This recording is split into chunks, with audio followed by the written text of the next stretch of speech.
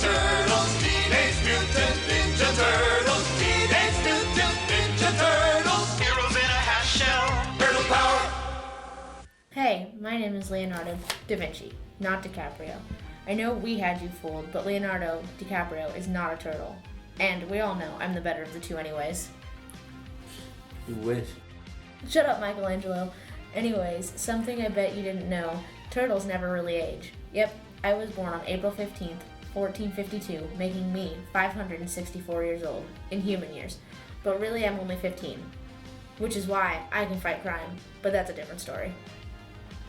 Well, we all fight crime, Leo.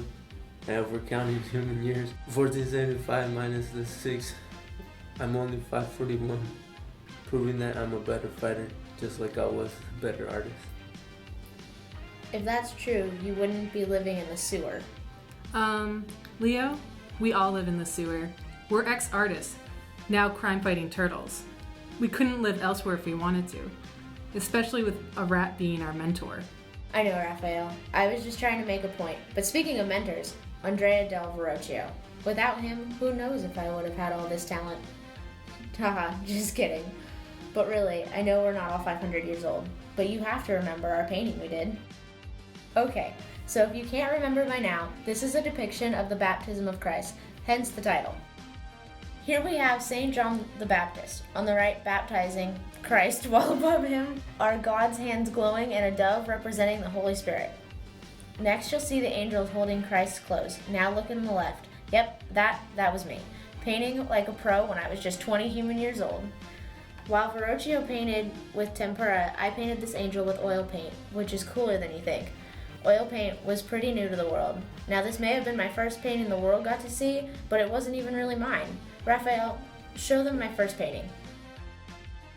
Look at this masterpiece. Aw, the Annunciation. Yeah, I know a lot of people like to say that I didn't paint this one all on my own either. Well, you know what? You're wrong. Trying to take my accomplishments away from me? Psh. Anyways, my painting shows the story of Mary on the right, being visited by the Archangel Gabriel, on the left holding a lily to symbolize Mary's purity. This is the moment when he comes to tell her that she is destined to be the mother of the Son of God. Now, just so we don't have any doubters, see those landscapes, all the water and the mountains and trees? Yeah, who else paints backgrounds like that? That's right, no one. Stop being so cocky. It's not cocky when it's true. So back to my painting. See that detail in the table? Look how real the marble is. And that drapery? You'd never guess it wasn't a photograph. Okay, well maybe nowadays you would, but back then, people thought it looked beyond realistic. I really took my time sketching this one out. My first piece had to be amazing. I chose to create this on wood with a combination of oil paints and tempera. Granted, we didn't have many options to paint with like you do nowadays. Look at me sounding like an old turtle. You are old, Leonardo. Michelangelo, we're the same age. Not in human years, we're not, and that's what matters to all these humans. You're probably putting them all to sleep. Boring old paintings, they'd much rather hear of my sculptures. I'm pretty sure they wouldn't. But fine, you want entertaining? How about the time we tried to work together? Oh yeah, ha, that went well. Neither of you even finished. Guys, if you think they bicker now, just imagine all these years ago. They hated each other back then. I think they're both amazing, but they're just too competitive. No need for competition if Michelangelo could just respect me as the oldest and knew that I'm the better artist. Just tell your story, Leo. Okay, fine. Long ago, when we were all just baby turtles, fooling you all into think we're human painters. Today, Leonardo, before I tell it for you. Anyways, in 1504, both Michelangelo and myself were commissioned to paint the Palazzo Vecchio in Florence. Me, being the professional painter, happily took up the task. I got to paint in the Hall of the 500, while Michelangelo was to do the opposite wall. I decided to recreate the Battle of Angari. Look at all the movement in my piece, the rage in the men's eyes and the wrath of all the horses. This was going to be a masterpiece, another one for the books, I thought. Michelangelo decided to create the Battle of Cassina, which he never even started. Leo, you can't talk, you never finished either. Talk about your side and I'll talk about mine. So like I was saying, I had high hopes for this wall. It was going to be my largest and most substantial painting. I even built a scaffold that could be raised and folded up with ease. I know I probably should have done fresco painting, but after the Last Supper fiasco, I didn't want to take the chances. If you don't know about that, I'm glad, and we'll keep it that way. Anyways, I decided to apply oil paints to the wall. I thought, why not try for a thick undercoat and apply a top coat? Yeah, well, that was my bad. The painting started to drip. It wasn't drying fast enough. I thought quick and put up charcoal braziers in hopes that this would dry the paint in time, but sadly only the bottom half was saved. I felt like a failure and decided to abandon my art. It's still a hard topic to talk about. I'm sorry, Leonardo. At least your work is still on the wall. People this day keep saying it's lost for some reason. Little tip, guys, it's not lost, it was painted over. If anything, my work was lost. Stupid Bartolomeo cut my sketch into pieces. But I'll tell you the story before that happened. When I was commissioned by Piero Soderini for my side of the Hall of 500, I decided to create a fresco painting of the Battle of Cascina. I created the cartoon composition, which was so amazing that my artists try to copy it. The only one I'll bother showing is my pupil, San Carlos, which is what you're looking at. Anyways, I had the best idea for this painting, though I'm obviously a sculptor, men fighting everywhere with muscles so defined and idolized. It was going to be amazing when Pope Julius II summoned me to Rome to build the Pope's tomb. I mean, sculpting is what I wanted to do, so stopping a painting wasn't as dramatic for me as it was Leonardo, but to have my heart ripped up, that's a different story. That's a great story, Michelangelo. Now it's time to talk about me, Raphael. I was born April 6, 1483, so I'm just 533 years old. A baby turtle in comparison to you old guys. Ha ha ha. Hey. Settle down, guys. I'm just messing with you. I came into the art scene a little later. My father introduced me to painting, and I apprenticed with Pietro Perugino. In fact, I was declared a master in the year 1500 when I was just 17 human years old. Pretty sweet, I know. Whatever, man. Let him tell the story, Michelangelo. You got your turn. Thanks, Leonardo. In fact, I moved to Florence in 1504 to be there where the action was. You and Michelangelo were doing crazy great art, and I was inspired. You know your painting, The Battle of Angari? Well, it certainly was an influence when I painted St. George and the Dragon. The painting was commissioned by the Duke of Urbino for King Henry VII of England, for when the king awarded the Duke to the Order of the Garter, a high honor of chivalry and Christianity. And since St. George is the patron saint of England, it was quite fitting. Put up the painting, let's take a look. Here we see St. George, who was a knight of England during the Crusades.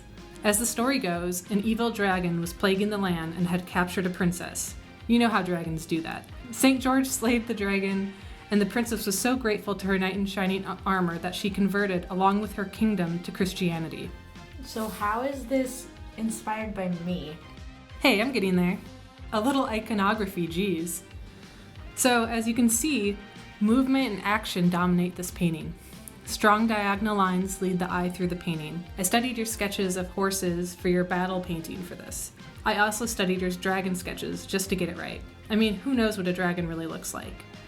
This was one of my earlier paintings, and I really enjoy how active and fanciful it is, while still soft and light. It's alright, I guess, for any early painting. Shh, it's great, Raphael. I'm glad I could be the inspiration to a young artist. Hey, I taught him everything he knows. Not again, Michelangelo. I'm sorry I got a sneak peek of the Sistine Chapel before you were done. I know it was off limits, but who's gonna pass that up? I mean, behind the scenes Sistine Chapel, come on. I wasn't conspiring against you. I was just trying to become a fraction of the artist you were at the time. But you totally copied me. Get over it, Michelangelo. All great artists steal each other's ideas. You know that.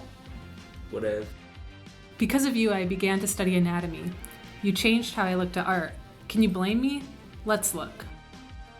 I was commissioned by Johann of Goritz of Luxembourg, head chancellor of the papal court, to paint a pillar in the Basilica de Sant'Agostino, soon after I moved to Rome, at the end of 1508. According to the Bible, Isaiah was a prophet born in the 8th century BC. He foretold the birth and death of Christ so vividly, one would think he was telling historical events instead of the future. So while I was working on that fresco, Bramante, remember him? He led me into the Sistine Chapel to witness Michelangelo's paintings before they were done. It moved me, to say the least. After that, I went back to rework my Prophet of Isaiah fresco. There's similarities, I'll give you that. But mostly I really began to understand the importance of anatomy. The poses are similar, but the colors in Michelangelo's are more vibrant and fluid. My fresco is more active and symbolic. Both figures are muscular and attention-grabbing. I was talking with your patron who was complaining about how expensive the fresco was. Hey, we all gotta get paid for our works. That's right. Settle down. The knee alone was worth the price. Wow. Thanks, Michelangelo. That's unexpected. Well, you did copy me. Ugh. He's never gonna let that go, Raphael. Just accept it. He's just jealous that Pope Julius II commissioned me to paint the papal apartments. Or should I say, the Raphael rooms. Ha! There are 4 rooms and 4 walls in each room equals a lot of frescoes. I deserve. Oh, get over it, Michelangelo. You were a sculptor. You didn't even like painting. Yeah, it's not like I tried to outshine your David or Pieta. Anyways, as I was saying, Julius II commissioned me to paint the 4 rooms in the papal apartments. Since there are so many frescoes to talk about, I'm just going to pick my favorite. It's in the room of Heliodorus. The fresco is the deliverance of St. Peter from prison. I painted it in 1514. Put it up. The fresco shows St. Peter being freed from prison by an angel. The fresco is 3 scenes. On the left, a guard awakes from the light of the angel. In the center, the angel wakes up Peter, and on the right, St. Peter and the angel escape past the sleeping guards. The fresco is a dramatic scene of light and darkness. Moonlight, torchlight, and angel light illuminate the action. It's a dark and thrilling scene to behold. Truly one of my finest works. That it is, Raphael. Nice job. Come on, guys. Master Shredder is out causing trouble again.